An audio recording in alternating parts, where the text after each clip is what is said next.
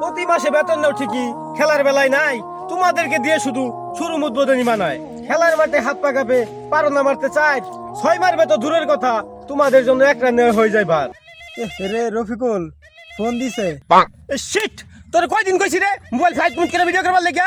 তোর লেগে এত সুন্দর রিঅ্যাকশন নষ্ট হয়ে গেল। মনে আসিল না রে দোস্ত। কেন ফোন দিছে? তোর বউ।